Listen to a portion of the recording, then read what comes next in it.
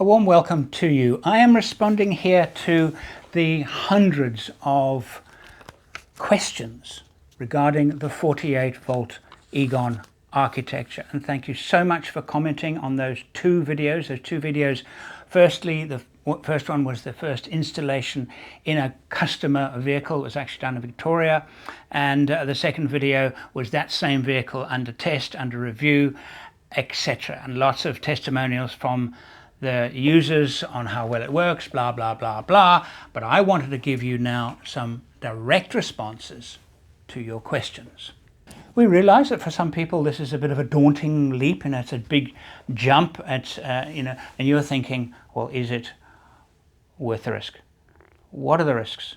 So every new technology introduces new, the risks really are the same as going from lead acid, AGM, to lithium. It's the same risk. You just have to understand it a little bit. That's all you have to do, is just understand it.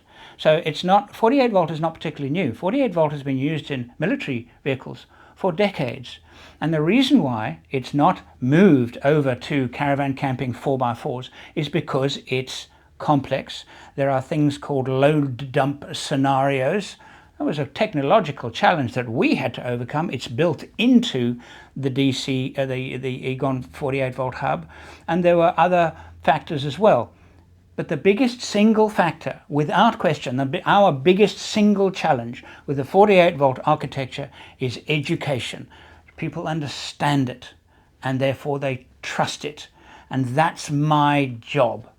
We've created a page on egon.com.au called 48 volts. You'll see it in the menu at the top, and we are basically trying to share everything we are busy learning and have learned. Alternators. And is this vehicle specific? The answer is there are plenty of 48 volt alternators available for all kinds of vehicles. It is not vehicle specific.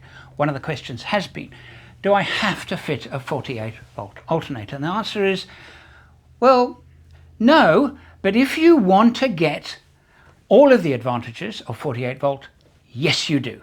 You can get some of the advantages, but not the major advantage, if you remain 12 volt and then convert up to 48. Going from a lower voltage to a higher voltage is extremely lossy. Going from a higher voltage to a lower voltage is not lossy at all. All right, so that's the whole point. We go 48 volt is the start voltage, and it feeds the house battery. The house battery via a converter, 48 to 12 volt converter, then feeds the start battery, and the start battery runs the car. That is the principle. If you want to answer the question, is there this, can I fit this 48 volt architecture to my vehicle? Here's what to do. Go onto Google and type in 48 volt alternator followed by your vehicle, and go and find one. Now, we will be helping you do that as this is launched. Yes, we will. But if you want to find out now, that's how to do it. And if you find a 48 volt alternator for your vehicle, the answer is it will work perfectly. All right, that's a big one. All right, cost. We are still shooting videos right now and measuring the exact cost. Now, our cost that we have up to this point established, the moment you are considering a high-end 12 volt system, which means you are changing out the alternator for a higher capacity 12 volt alternator, then this is a no-brainer. If you are in that situation, stop. Don't replace your 12 volt alternator, because it's going to cost you less, okay, for the Egon 48 volt architecture using a 48 volt alternator than it would you a high-end 12 volt system. And the highest possible end 12 volt system is less than 1/4 the charge, charge current, charge power, charge ability to charge batteries. Because remember, 48 volts main advantage is the speed in which it can charge your batteries. Okay, rocket fast, SpaceX fast. It's not a little bit faster than 12 volts. Okay, it's not a little bit faster than 12 volts. It's massively faster than 12 volts. Okay, so now you have to think about, well, if I can charge my batteries really, really fast, well then, that changes everything, doesn't it? All right, let's get on to the next one. Big one, reliability. All right, so the reason why this is a big deal at the moment is that, particularly in 2025, there was a lot of really bad press with 48 volt systems breaking down, and key to this was it couldn't be repaired in the field. So in the system there are redundancies far beyond any 12 volt system imaginable. And we did give examples in those previous videos where if an alternator happens to fail. Now, alternator failures are not frequent, but if driving in very, very thick mud, high water crossings, low-stung alternators are vulnerable. We are not fitting sealed alternators to our test vehicles. These are standard 48 volt alternators that are equally susceptible to damage by very, very thick, gooey mud and even water to an extent. So that hasn't changed. However, if you have even quite a small solar panel feeding the system, then the car can actually run using solar power, because the solar charges the house battery, which then feeds the start battery, which then runs the car. So it can take over. So even in the case of a failed alternator, which is kind of pretty worst case scenario, you can actually keep driving. But if you don't have solar, think about how your car, I mean, the van takes about 200 watts to actually run its systems, and between 150 and 200 watts, depending on what you have on. I am now using current from my house battery and start battery. We've worked out with the van, with that 100 amp hour 48 volt battery, we could drive for about 20 hours, give or take. You can continue, with no alternator, continue driving for 20 hours. Okay, and is 20 hours going to get to a place where you can effect a repair? Okay, if you have a solar panel on top, bigger than 200 watts, you can drive to the moon and back if the sun is shining. Reliability on other parts of the system, I'm not going to go into details now, but reliability and redundancy, we have focused very much on this in the design, because we understand there's going to be a reluctance to, oh, is it reliable? And a lot of people say, oh, it's not reliable, just because of one or two cases where it hasn't been reliable and not easy to repair. This is very reliable. But even if the entire system fails, swapping out for a 12 volt alternator, which you might even carry the original 12 volt alternator in your spares kit, all you have to do is swap it out and change one cable over and you're back to your original system. Anybody can do that. All right. So that's the redundancy and reliability taken care of. It's been very much forefront of our minds while developing the Egon 48 volt architecture.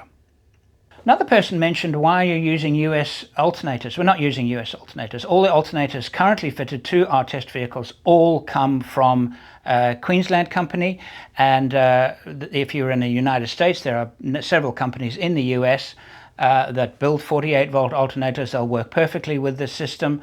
Ours, as I said, are Australian, and some people are confusing our product with quite a well-known 48 volt product maker called Safiri.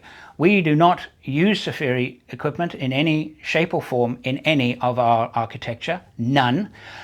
Our design philosophy is completely different. Couldn't be more different if you tried, and that's quite important to know. For example, we use CAN bus just for monitoring and controlling the alternator controller and the battery. We use CAN bus. If our CAN bus fails, charging continues normally. The only thing you won't be able to do if the CAN bus fails is to monitor it and change parameters. that relies on CAN bus. And remember, most cars, now modern cars, almost all of them, run on CAN bus. So in itself, it's quite reliable, but we decided that we would use it for just the things that are absolutely necessary and keep everything else as analog as possible, because analog is easier to service in the bush. Good question about solar, and asking about, well, if I've got 48 volt, I'm not going to be able to use my ordinary solar panel, but some good questions. So I have two here, and this is the all right, so let's say I've got a 250 watt solar panel on the roof of my van, and I would get how many watts during a 7-hour sunny day? I could get the same energy back into the battery by idling the engine for 15 minutes. That's the difference. So why would you want solar when you can idle the engine for...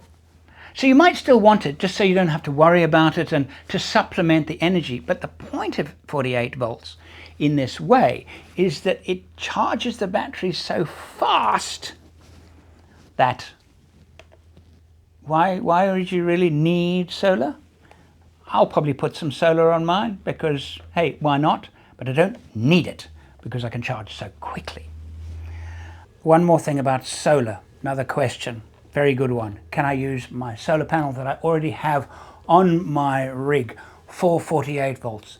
The answer is probably not, because to charge a 48 volt battery with solar, you're going to need quite a bit higher than 48 volts to charge it effectively. One of the challenges with 12 volt and ordinary 12 volt panels, when they get hot, the voltage drops, and there's a minimum voltage that must come through the MPPT controller to effectively and efficiently charge even a 12 volt battery. All right, and that's already a challenge with 12 volt. With 48 volt, that challenge is even more significant. However, with high voltage panels, they're more efficient. The transmission is more efficient, so the panel itself becomes quite a lot more efficient than low voltage panels on a 12 volt system. But those panels have to be approximately 65 volts or higher to work with a 48 volt system. The other question, very, very good question, trailers. Now, one of the major advantages of 48 volts is if you're pulling a caravan. Because as you know right now, you're pulling a caravan and you have what's known as a soft charge while driving. The reason why it's soft is because of the limitations of 12 volt and masses of voltage drop from the starter, the alternator that's charging the whole thing. You've got this long cable running from the alternator and the DC-DC chargers and the batteries in the car all the way to the trailer. And that's the issue with 12 volts. The moment you make long cable runs, you get voltage drop. Every connection, you get a little bit more voltage drop. Every time you have a lug and a plug, you get a little bit more voltage drop, and it all adds up, and you have very, very little to work with. You've got about barely half a volt to work with effectively. With 48 volt, that half volt drop, if it happened, it would be 1/4 as significant to the whole system. But because the voltage is higher, it's not perhaps half a volt or a quarter of a volt loss, it's 1/16 of a volt loss. So not only is it less impactful on the whole system, the overall voltage drop itself is also lowered because of the higher transmission voltage. So here's the scenario with, if you had a 48 volt system in your Land Cruiser 200, for example, very common tow vehicle here in Australia. You got a big ass van and you're doing a lap of Australia. Okay, and what you're doing now is you're going from campsite to campsite with the occasional treat where you are off-grid. And off-grid, you are managing your electrical system using the batteries in the caravan. And then when you drive a bit, they get a bit of a soft charge, and you can't do that for very long before heading to a campsite where you need to plug in. Or you've got lots and lots of solar, and you're moderating and controlling your use of electrics a lot. Cooking on gas, never running an air conditioner, but managing. You're managing. Fantastic. You're managing. How would you like to run the air conditioner every day, all day? Does that appeal to you? Well, you can't do that because driving a bit only gives you a soft charge and it's not very much. What happens, what would you say if I said to you, you can not only change that soft charge into a hard charge while driving, but you could make it even faster charging than you could get shore power while driving. So basically it works like this. You got a vehicle with a 48 volt system and you got a battery inside that vehicle, 48 volt battery inside that vehicle, and it's been charged really fast. All right. Now you've got a 48 volt to 12 volt converter, not in the car, but in the caravan. So you run via the 48 volt hub. We have allowed for it. There are multiple high amp connections, 48 volt output connections in the Egon hub. You run a cable, 48 volts, to your caravan because it's 48, again, 1/4 the voltage drop. In fact, it's far less than that, as I've explained. So by the time that current gets to the caravan, it's still a high voltage. Now you convert it down to 12 volts at your 12 volt system in your battery. You could upgrade your batteries in your trailer to 48, even better, but it's not absolutely necessary. But it is a bit better, okay? But let's say we're not going to do that because it's expensive to change all of your 12 volt kits in your caravan to 48. That's expensive. So, but the point is, we can get 100+ amp charge in your caravan while driving. At the moment, my guess is if you're getting, I'm talking about now 12 volts, if you're getting 40 or 50 soft charge, you're doing well in your caravan right now. So immediately we can double it. But here's the thing. Now here's the thing. This gets better all the time. You're driving and your 48 volt system is being really fast charged on your Land Cruiser 200. So you don't have to drive very long and the Land Cruiser battery, 48 volt battery, is full. It's full. And it's then charging your trailer. So you're driving along like this and you stop for a coffee because you're on your way to the X, Y, and Z, a beautiful place that you know about, you've heard about, and you're going to do some wild camping. And you stop for some coffee or some grocery shoppings. While your car is parked, the system works. It's still charging, even though your car has stopped. Your engine is turned off. Your charging system, your 48 volt charging system in your tow vehicle is still busy charging. So it charges all of the time. It doesn't stop. So now you've parked up somewhere, beautiful, right? And you disconnect your Land Cruiser from it. And you use your Land Cruiser for a trip down to the beach. Oh, there's a fishing spot 10 k's away. You drive for an hour and your big battery bank in your Land Cruiser is fully charged just because you've gone fishing. Now you come back to your trailer, your caravan, and you plug in your Land Cruiser. And what happens? The charge starts. It starts taking the energy from your battery in your Land Cruiser, charged over such a short time, and it refills the caravan battery. So now off-grid living in a caravan becomes possible.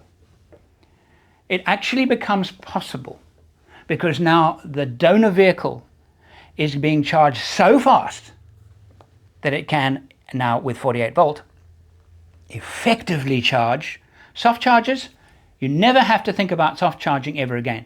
In fact, you never have to think about shore power ever again because the car can deliver more than what shore power can deliver. It's an amazing, amazing system. I want to wrap this up with the question of 48 volt winch. There are none available in Australia. There are a couple I know of one under development in Australia, and the reason why they haven't been released yet is because there's no market for it. But suddenly there will become a market for it. Because here you've got a winch that instead of typically a winch draws 300 to 400 amps under load, that's going to be less than 100 amps. Same power winch and 48 volts, less than 100. You're not going to need those great big fat welding cables for it. It's just an ordinary cable. So in other words, lighter, more efficient, and the 48 volt, because of the voltage drop, is so much less. Remember that, and you guys who have used winches will know, as the winch takes strain, it kind of the curve is like this, because as it uses energy, there is inbuilt voltage drop that is induced by the load. And up it goes, voltage drop goes higher, higher, higher until the winch can't pull anymore, and the battery almost appears as if the battery is flat. The battery isn't flat. The lead acid battery, what it's doing is that the voltage has dropped so much because of the load on it. That no longer happens. Because of 48 volts, you can run quite fairly with fewer losses winch cables from your house battery in the back of your SUV all the way to the front. They don't need to be particularly thick to power a 48 volt winch with a quarter of the losses you will get out of, less than a quarter actually, than you will get with a 12 volt winch this far from the start battery with cables this thick. That's the reality. April 2026, this will be launched in Australia. It'll include everything. In other words, you'll be able to see mapped out the entire system, and you will be able to purchase most of the items needed from egon.com.au, and a few of them, like the batteries, we won't ship batteries, but you'd probably be able to order them from Egon. The point is, it works with any 48 volt battery. It works with any 48 alternator. Again, what I need to repeat, not vehicle specific. We're using Toyotas because we have Toyotas, and they're of course very common here in Australia. And we're about to fit, and we will share with you, 3 litre Hilux, a V8 True Carrier, in fact 2 V8 True Carriers, and more vehicles to come as we test it. We don't need to fit it to every single vehicle to test every single vehicle, because the only difference is an alternator. If you have a 48 volt alternator available for the vehicle, you plug it in and it works. It's not difficult. Go on to egon.com.au, and of course subscribe to this channel. We'll be rolling out lots more videos, and we love this process of testing and experimenting and sharing and testing, because your questions are really valuable to us, really valuable, because we don't know exactly how you might be thinking, and you are helping in this process, and we're very grateful for it. Till the next one.